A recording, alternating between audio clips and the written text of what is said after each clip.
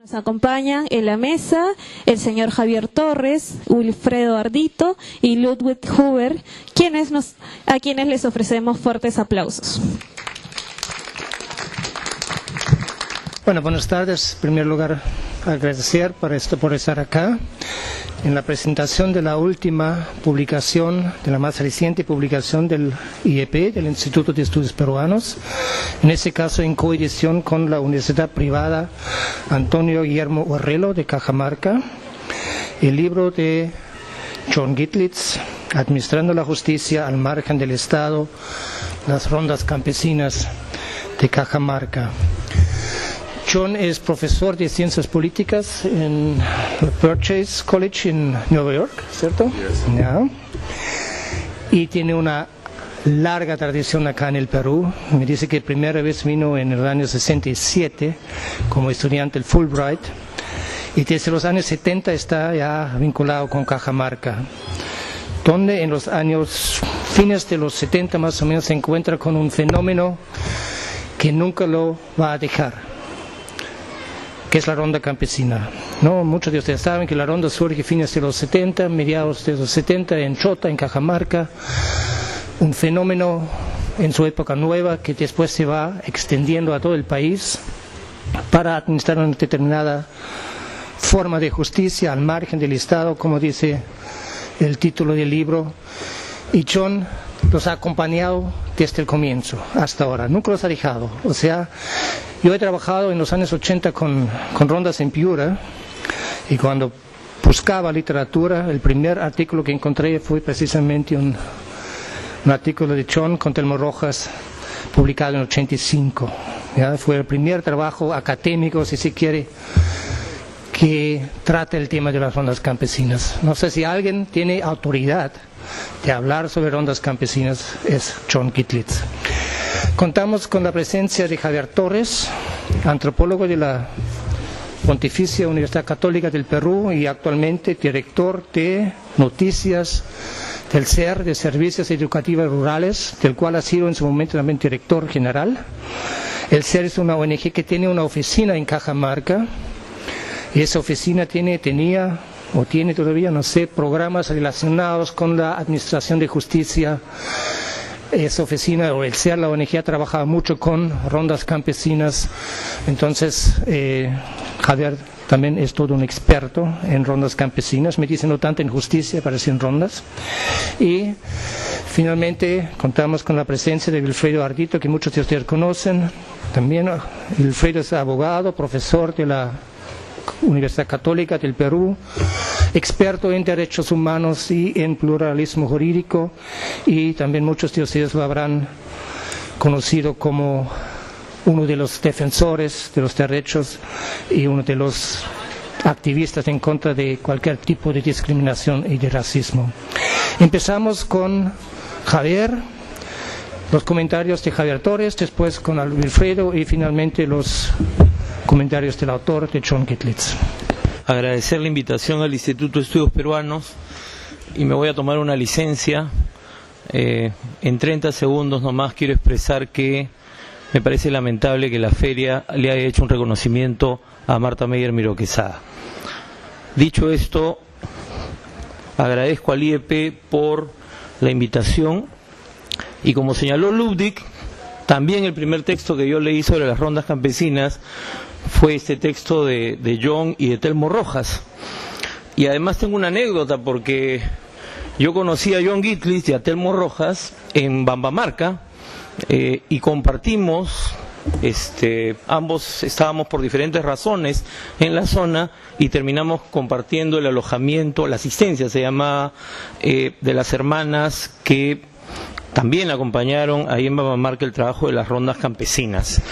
Y entonces, yo creo que lo primero que hay que señalar, y yo como antropólogo, que estoy dedicado más a otros temas, pero como antropólogo, este libro es una suerte de muestra de lo que puede ser la constancia de la investigación, y en este caso de John Gittliz, en seguir durante más de 30 años a un mismo actor, en su proceso de construcción, evolución, transformación, en un proceso tan complejo y tan tenso como él mismo describe, con sus altas y con sus bajas.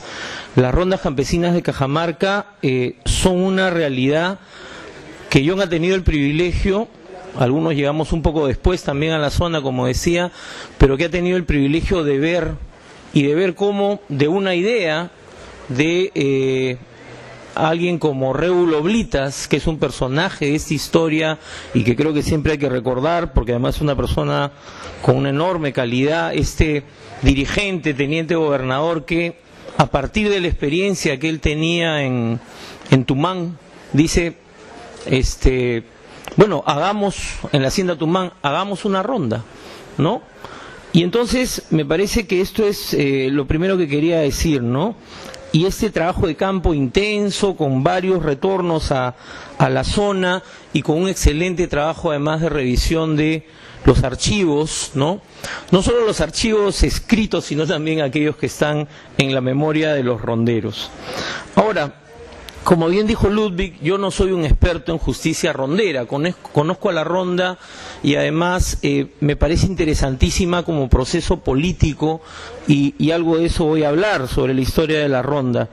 Pero coincido con John en que esta justicia, más que algo que venía, como algunos han querido señalar, de prácticas ancestrales o de algo de una larguísima tradición, es más la respuesta a problemas concretos en un contexto concreto, histórico, que es el de la Cajamarca de mediados y fines de los años 70. Sobre las rondas se dice mucho y se conoce muy poco, o solo somos unos cuantos los que quizás nos hemos sumergido en tratar de entender este mundo. Pero creo que el estudio y sobre todo la primera parte que voy a comentar muestra justamente esto. Son actores concretos que surgen en un contexto concreto y a partir de una experiencia concreta. Ahora bien, me parece que decir, yo discreparía ahí con el título, pero más que al margen del Estado, lo fascinante es esta experiencia de cambio institucional que generan las rondas y que se da en los límites y en las borrosas fronteras del Estado peruano, no los límites territoriales, sino ahí donde el Estado llega, pero llega de una manera precaria, limitada y con mucha poca capacidad de resolver problemas o de prestar servicios. Y es ante esa precariedad estatal, además en un contexto de crisis, no solo por reforma agraria, sino una crisis económica, en que los campesinos de Cajamarca crean esta organización, que luego, seguramente ya Wilfredo hablará más de eso, crean un sistema finalmente de justicia frente al cual un conjunto de actores políticos o institucionales buscan no solamente vincularse a ella, sino cooptarla o maniatarla o instrumentalizarla. Y eso también es sumamente interesante porque justamente en este proceso de la ronda que empieza como bien describe el libro, tratando de resolver el problema de la vigeato, que lo resuelve muy bien además, ¿no? Pasa muy rápidamente a la necesidad de hacer justicia, ¿no? Y además en los años 90 un debate muy intenso en medio de una crisis sobre cómo la ronda puede ser un promotor del desarrollo, pero entendido no quizás en los términos que ahora entendemos el desarrollo, que es un sentido mucho más amplio, sino en términos de la capacidad de prestar servicios.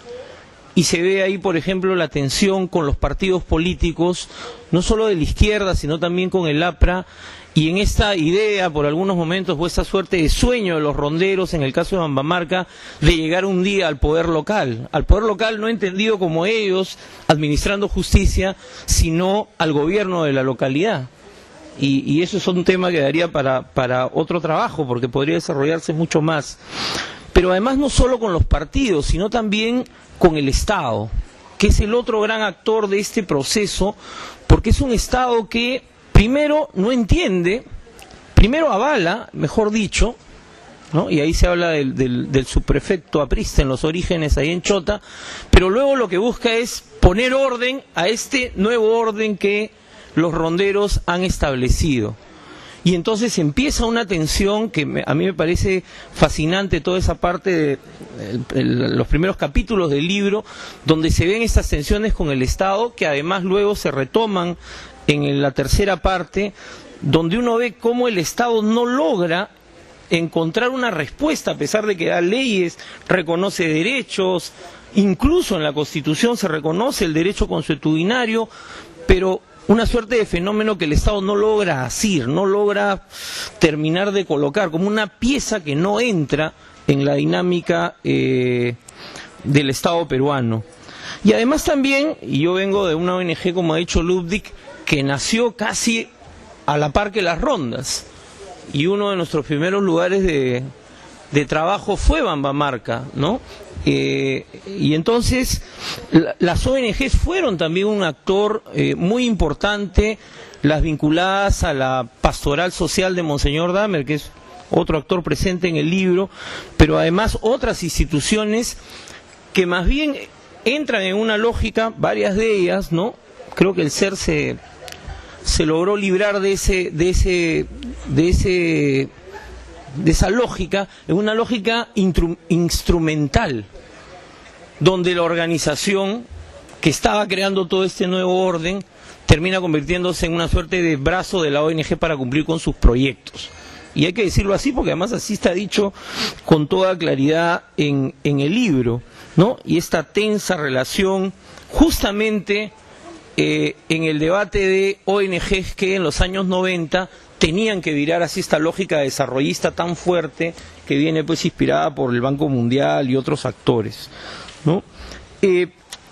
Un tema más que quiero señalar es el tema vinculado a los derechos humanos, que también, supongo que Wilfredo lo va a desarrollar más, pero quería señalarlo, porque se convierte en un tema central para los ronderos, para el debate de los ronderos, pero desde dos entradas muy distintas, ¿no? Porque por un lado tenemos justamente a la Iglesia, a las ONGs, tratando de introducir la idea liberal de los derechos humanos, ¿no? La idea clásica de los derechos humanos, y a los ronderos tratando de encontrar un equilibrio para que el Poder Judicial y los jueces y la policía no los persigan por las acusaciones a violaciones a los derechos humanos. El debate no termina de resolverse, que es lo que plantea el libro, pero me parece que es un debate central, porque finalmente estas ideas terminan entrando a la ronda, más allá de cómo le entienda cada quien. Y cierro con esto. John señala con mucha claridad que la ronda no solamente fue un mecanismo para solucionar problemas, un mecanismo eficiente además, sino además que fue un mecanismo generador de identidad y generador de ciudadanía. Y ese me parece el otro componente, y por eso lo vinculo al tema de derechos humanos, porque en una zona con características tan particulares como las de Cajamarca, distintas a otras regiones del país, la ronda se convierte en una fuente de identidad para un campesinado que vivía una grave situación, no solo de crisis económica, sino también, digamos, producto de la situación de pobreza y de una serie de procesos que no se pueden detallar ahora, ¿no? Encuentra en este proceso una suerte de vía para resignificar su mismo rol y darse una identidad distinta, ¿no? Que son finalmente ciudadanos que están resolviendo problemas de manera colectiva, ¿no? Y inventando una nueva forma de comunidad. No es exactamente lo mismo que la comunidad de la que siempre hablamos en el caso de la comunidad campesina, pero una nueva institucionalidad que se convierte en un actor fundamental. Y por eso es que las rondas son un actor, ya John solo lo menciona en un párrafo al final de la primera parte, son un actor tan importante en el conflicto con la minería en Cajamarca. Yo espero que podamos tener algún otro texto de John que llegue hasta esa etapa de la historia, porque plantea un reto totalmente distinto a la ronda. Bueno, muchas gracias y les recomiendo este excelente libro.